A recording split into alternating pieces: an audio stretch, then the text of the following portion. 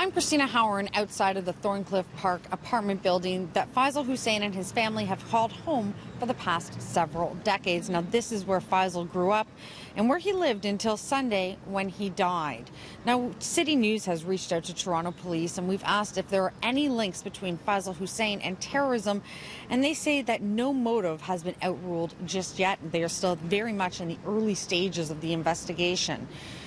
But the neighbors in this area say they remember Faisal as a very polite man, a reserved man, and a quiet man. In fact, they say he was so reserved that this is the only confirmed photo we have of him to date. Here's what we know about him. He attended Mark Garneau High School. He had an older brother and a younger sister.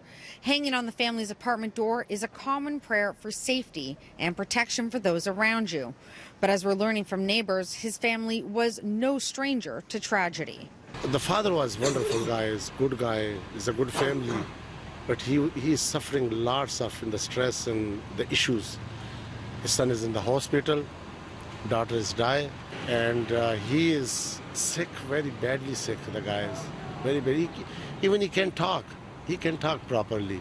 Very few people seem to know Faisal well. Most of the people I spoke to in this community say he would say hello and nod to neighbors, but didn't really engage in meaningful conversations. The people say, oh, take care of your parents because your brother in the hospital. He say, I'm a very good boy. I take care of my father, I take care of my mother.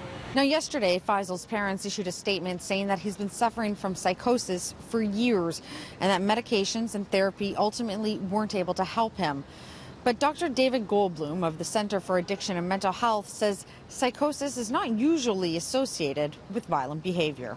People with psychosis are at greater risk of being the victims of violence than of perpetrating of violence. And if you think about it, if you believe that people you don't know are plotting against you, following you, or even want to kill you, that's a terrifying experience. Occasionally, and tragically, some people with psychotic illness do act out in a very violent way.